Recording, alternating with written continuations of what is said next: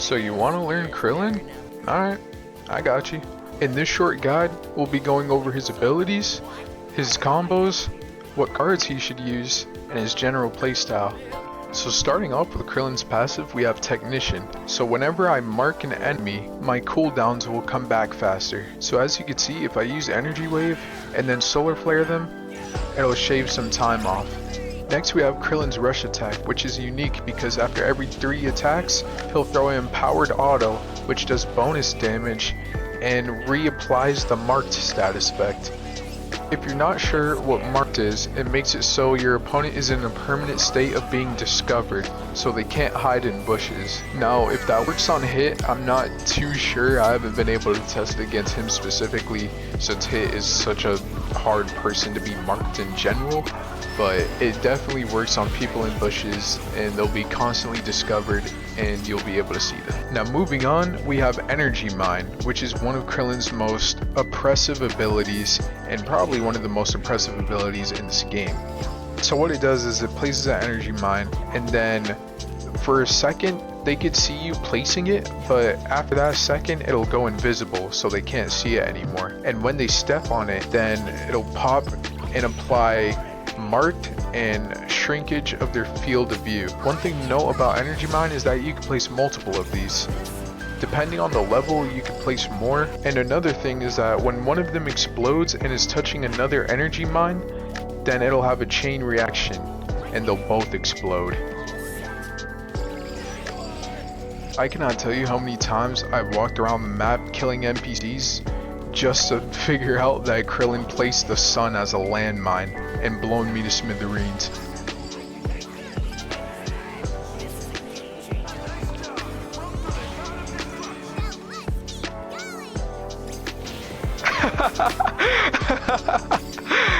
No way, bro. Goku players, man. Moving on to Krillin's next ability, we have Solar Flare, which blinds people, makes it so they have all attack down and they're marked. Getting hit by Solar Flare is one of the worst feelings to ever have in my life. Like, genuinely. You just can't see anything for 5 minutes, bro. But not only are you blind and can't see anything, you're also just weak for an even longer duration. Moving on to Scattering Energy Wave. Krillin shoots out a bunch of Ki Blasts that you could redirect in any direction and then reactivate them to come crashing back down on an opponent. Now when they come down, they're only set in specific locations to fire at, but when the opponent is marked, all of those Ki Blasts that come down from the sky will track. So let's say an opponent's running away and they hit a blast mine, you throw out your Scattering Energy Wave, and then once that gray circle appears, you reactivate it, and then all of those Ki Blasts that are in the sky will just track the enemy and deal massive damage. You always want to make sure that you're marking the opponent before using Scattering Energy Wave. Next, we have Krillin's ultimate, which is the Destructo Disc.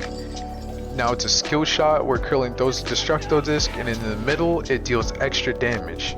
So you see right there, it did around 5,000 damage, and then if I hit it not in the middle, it only does 2,500. So you want to make sure you're hitting the middle. Now there's a lot more to this skill than just that though. So you know how most of Krillin's abilities rely on marked status effect? Well, when the opponent is marked by Solar Flare or your Energy Mine, the Destructo Disc will track the opponent.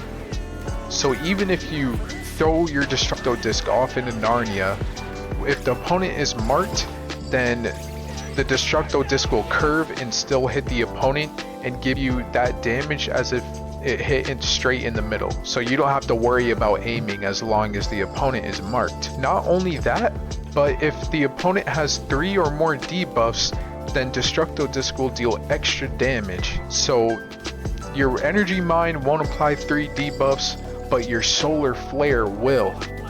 So you want to make sure you're either getting the maximum damage and tracking from Solar Flare, or at the very least popping Energy Mine and then getting the tracking for Solar Flare. I never want to see you guys pop Destructo Disc without one of the two. I'm serious, don't piss me off. But nah, this Destructo Disc is such an amazing skill.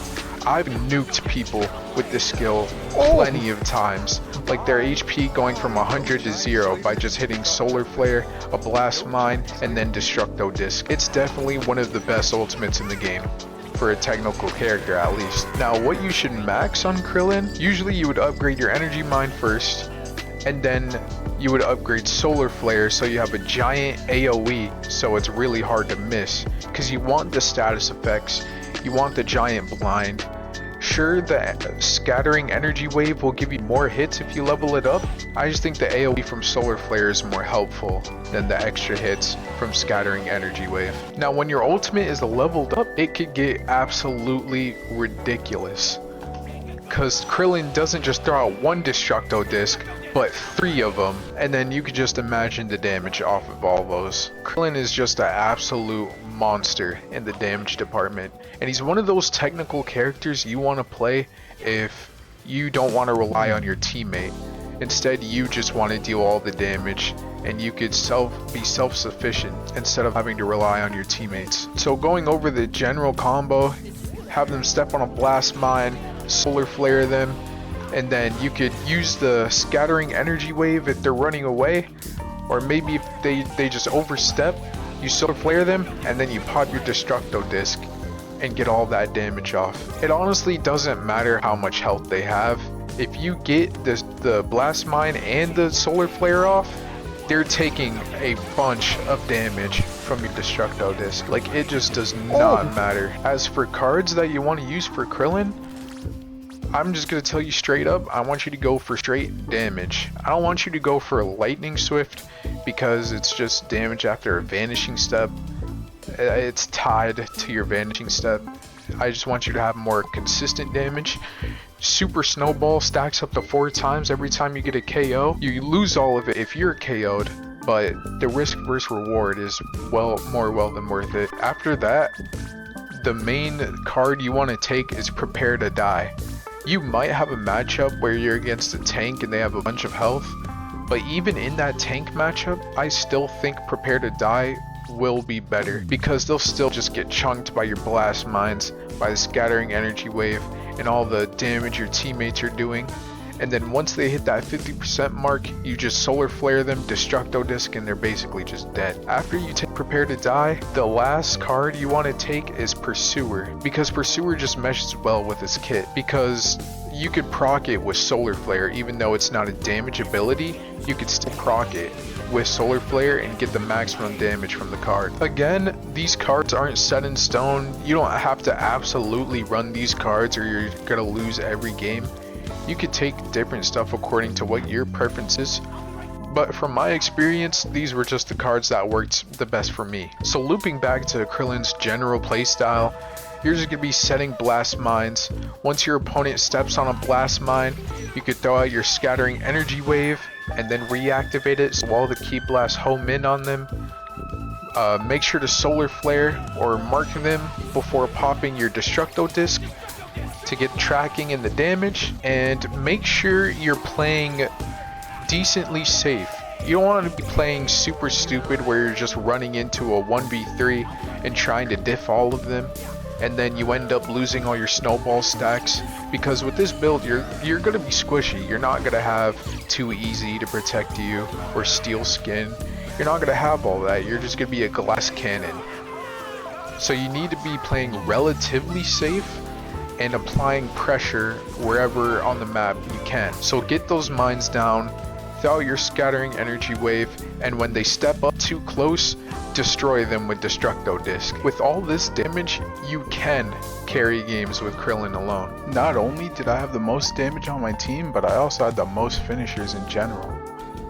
With 0 deaths. 0 deaths.